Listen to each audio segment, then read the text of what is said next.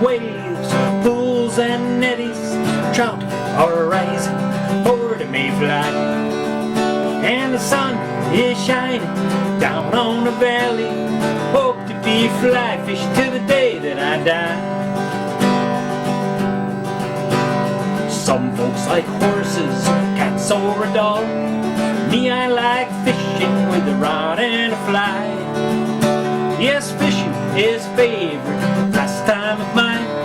If I couldn't do it, I think I would cry.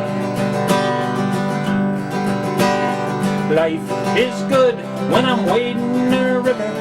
It gets even better when I cast a fly. If I catch a trout, it don't really matter. It's fun just to be here and give it a try. Spring has thawed out the long bitter winter. The water is clear and the skies are blue. I'm standing in the middle of the Beaver Kill River. Might even catch and release one or two. Stoneflies and caddis in the riffles are plenty. The mayflies are courting on fragrant breeze. And the cedar wax wings come down from the heavens, wait for their dinner up in the pine trees. Hey, trout is rising in the far eddy. Make a false cast, then take my aim. If he takes the fly, I feel so much better. And if he doesn't, I'll feel no shame.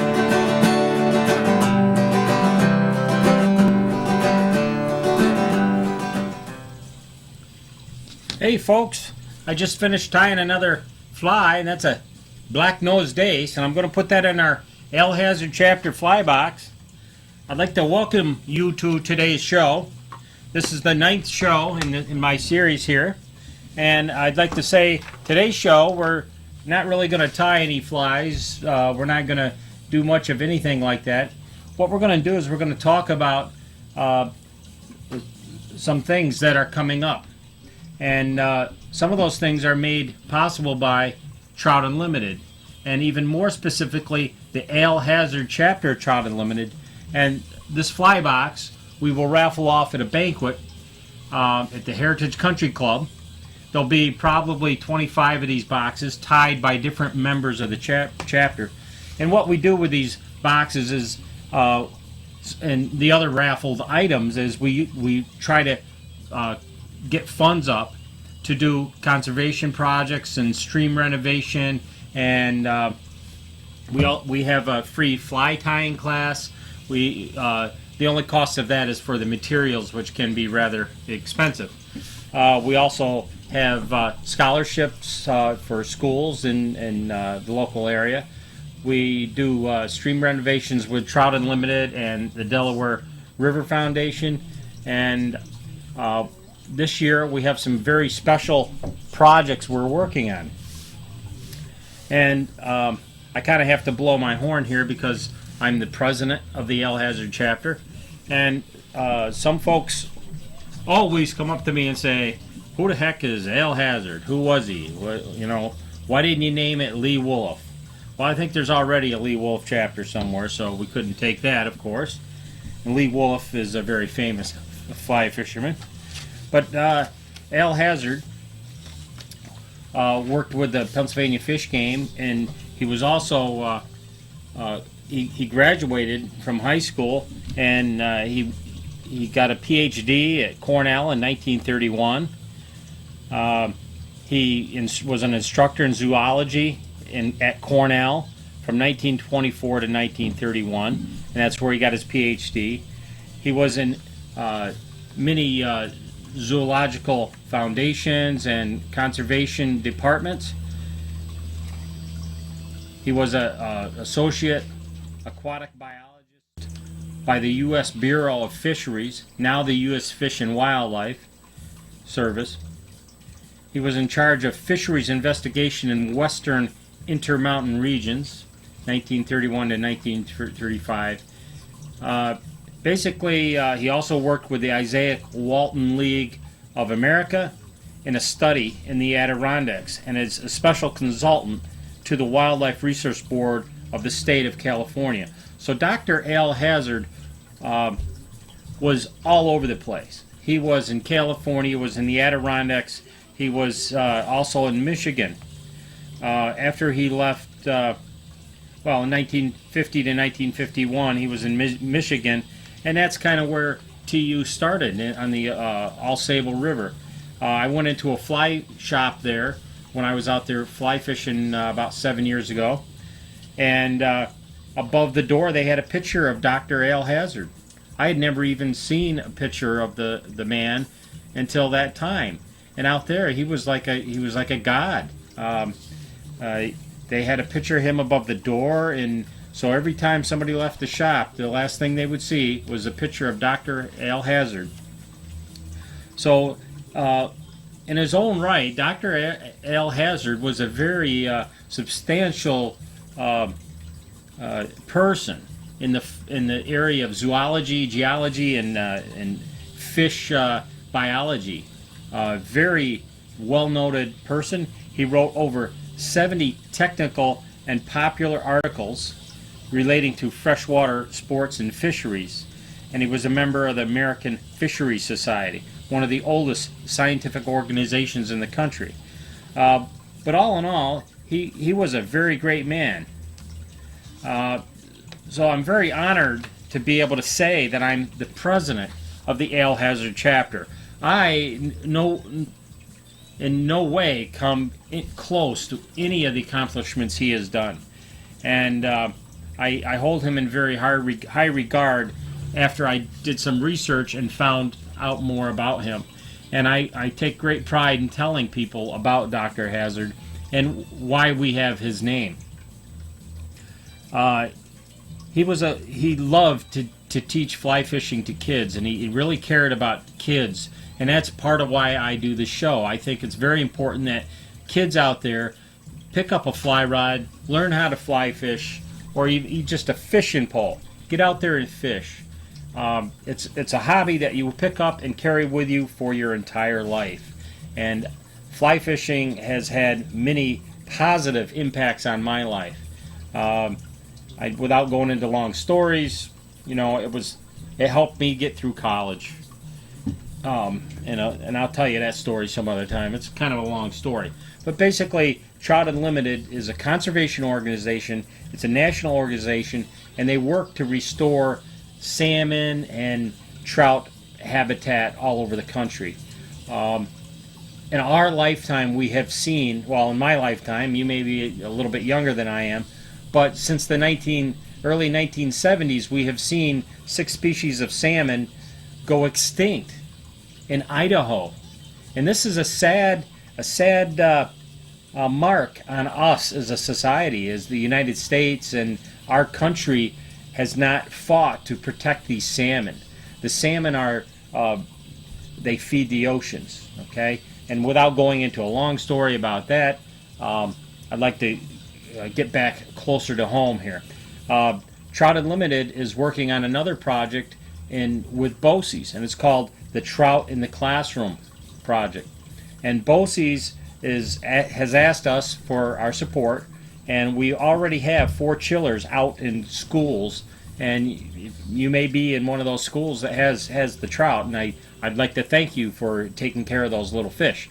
But the Trout in the Classroom project was started down in New York City area in the schools as a way of teaching kids in an inner city area, particularly ecology and geology and entomology and zoology and biology and all those zoologies, every of them, all of them, except for meteorology maybe.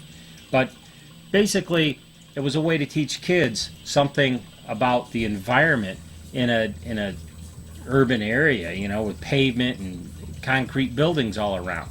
So the chillers were able to do that. And Trout Unlimited has bought 4 chillers, and we're in partnership with the schools right now that have 20 gallon tanks. I'm not sure of all the schools, but I think Harpersville has a couple of tanks. BOCES has a chiller. They have their own tank. And I think Maine one of the schools in Maine, town of Maine, has a Maine Elementary. I'm not sure which one it is, but they have a chiller. I should know, but and what the kids do is they raise trout in the classroom. Our chapter secures the eggs from DEC hatcheries early in October. We get the eggs and we place them in the tanks. The water has to be kept cold. That's where the chiller comes in, and that's a major expense. And our chapter is willing to support Rwsea in their endeavors with these chillers, and we're working very close with them in making sure this project happens. At the present point, they're working on grants to help fund these things, that fund the tanks, okay, and the filters and all that stuff. But Trout Unlimited will be our the Ale Hazard chapter. Trout Unlimited will be securing the eggs. We will deliver the eggs. We will get you some food from the hatcheries, and we will also fill out the paperwork so you can release those small trout into a stream in your local area. And this is a very important part of the process because this helps build stewards of our local rivers and streams. And as a president of the Ale Hazard chapter, I feel very strongly that this is one of the important factors in the trout in the classroom.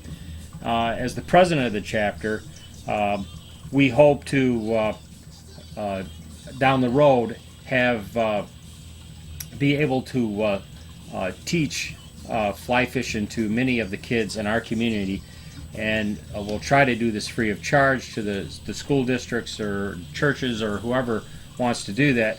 You can email me for more information on that.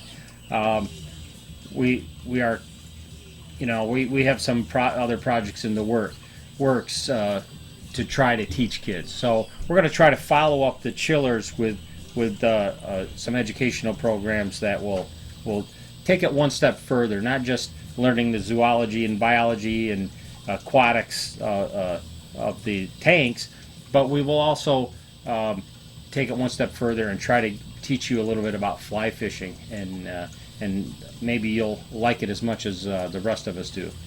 Now, some of the problems that you can have in a tank in a classroom with trout in it is it meets all the sciences because students will have to monitor the water temperature. They'll have to make sure it's clean. You have to change the water from time to time. You have to clean out the silt a little bit. In a natural ecosystem, there's aquatic insects and other things that help clean up the nitrates and the ammonias that accumulate in a fish tank. And that's why, like in my little fish tank here, I've got filters and things like that. Those things can build up and kill the fish. And trout are very susceptible to dirty water, so you really need clean water.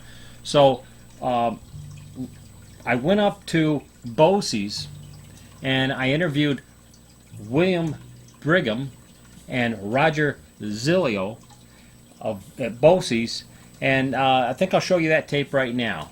They're two fine people, and they work very hard up at Rwsea, and we're hoping to eventually have many of these trout in the classroom projects going, and maybe in your school district very soon. So watch this clip, will you?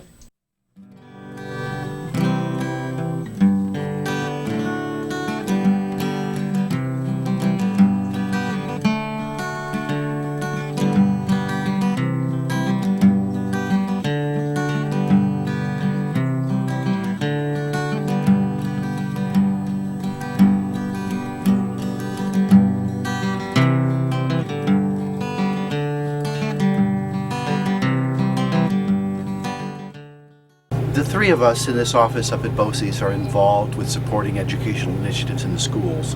Roger Zilio works with a number of programs, one of which is environmental ed. The connection between a program or an initiative like this in environmental ed is quite straightforward. I primarily work with technology in the school, and one of the messages I like to convey is technology is not always computers.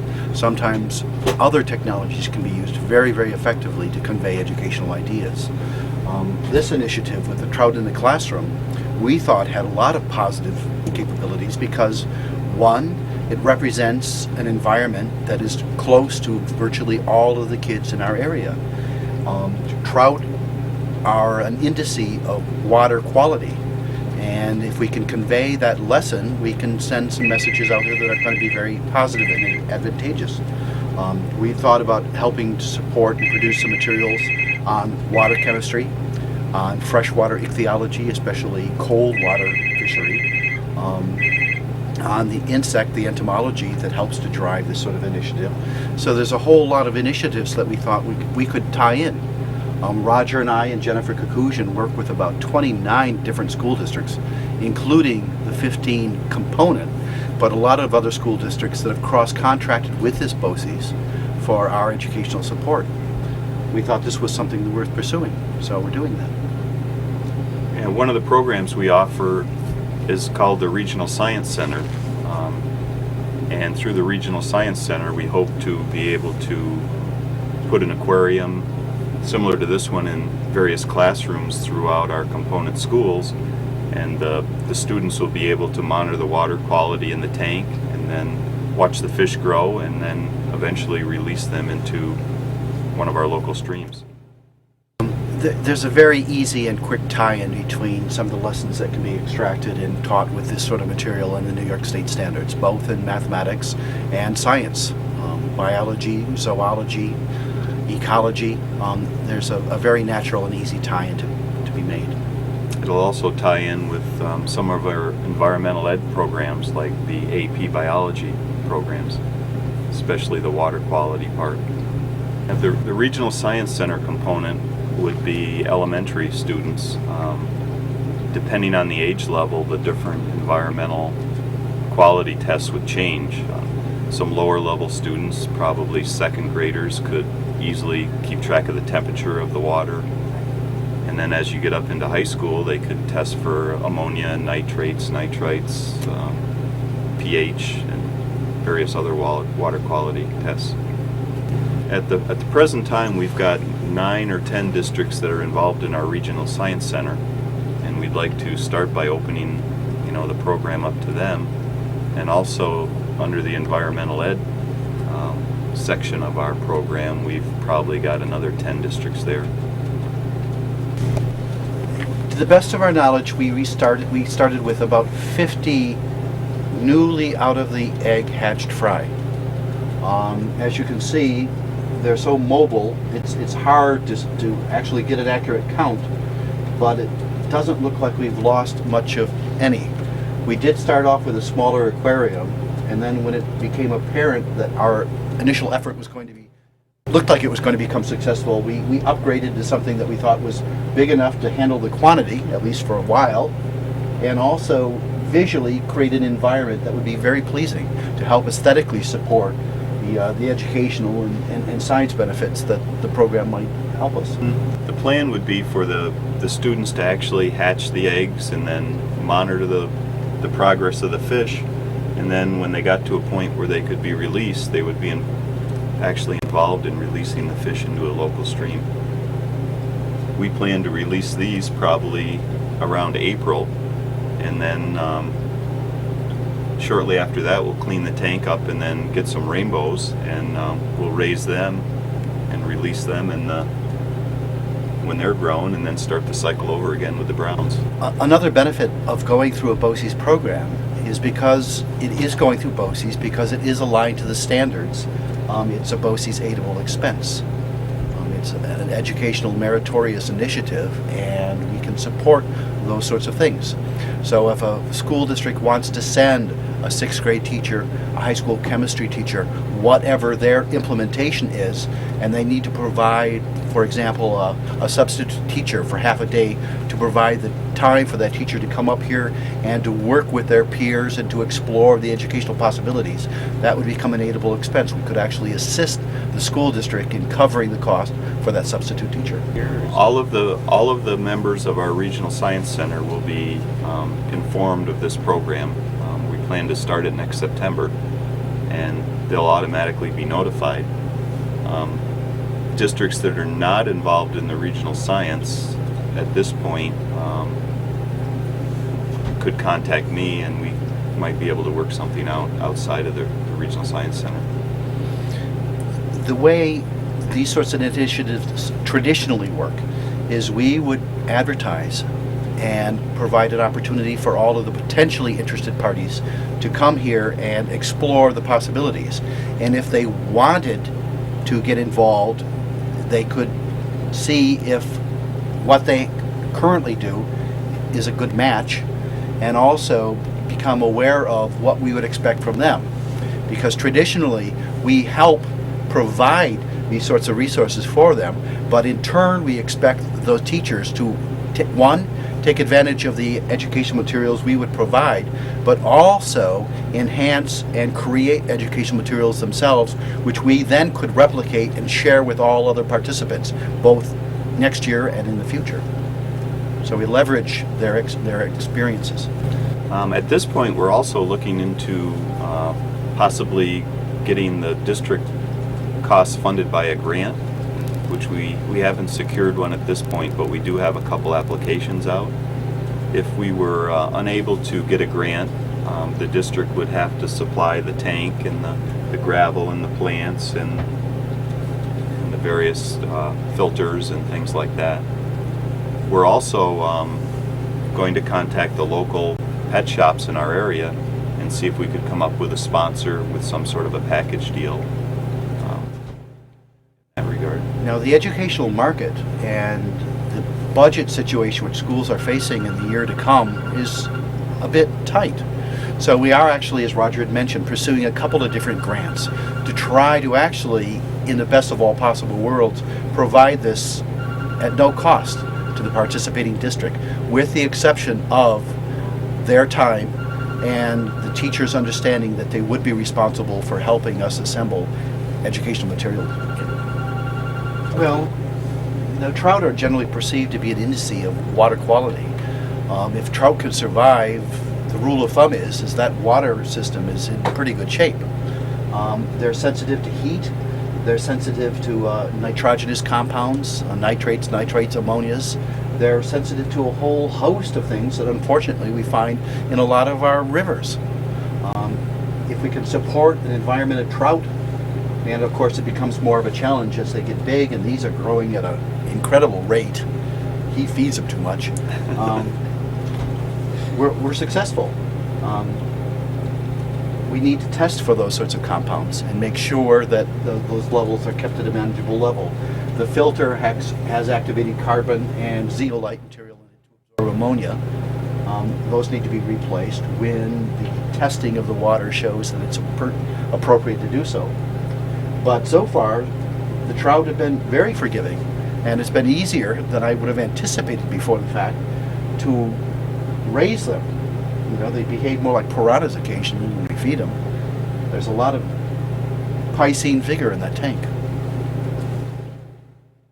We've thought about increasing the ecological complexity of the tank. We sort of said, wouldn't it be nice if there was like a little sculpin scooting along the bottom, and some caddisfly larvae with their interesting case construction would add to the visual complexity and aesthetics of the tank. As I mentioned earlier, we did start with a 20-gallon tank, and when it looked like it was going to work, we replaced it with this big one with a bowed front, which we think is visually just makes a real stunning kind of appearance. And if everything works out the way we're pursuing it, this is something comparable to what we would like to see. And if that's the case, then I think it would make a very nice display. So like when parents or visitors in a respective school come in through the front door, they might see this. It might not be just confined to a classroom, depending upon how it's set up at the respective school, I imagine there'll be many different solutions. But this is visually a real compelling appearance, even when the fish are aggressive, or maybe even then. The species, we referenced the brown, Roger mentioned the rainbow. A number of the headwaters of the Catskill streams do support native brook trout. I'd love to see some brookies in here sometime.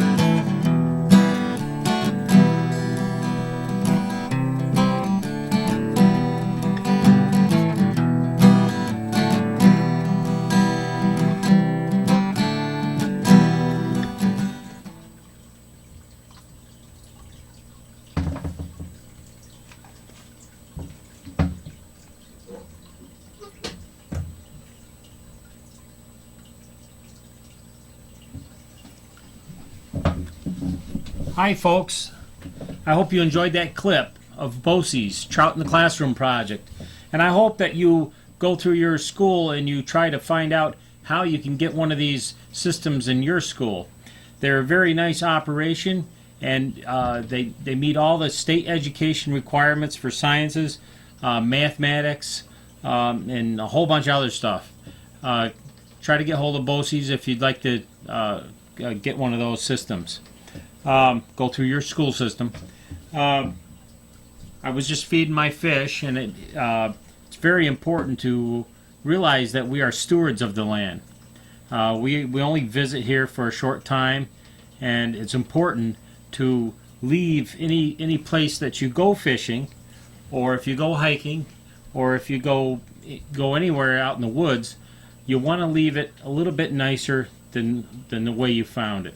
And one of those ways is to clean up after yourself. Don't leave litter around, and take care of the animals.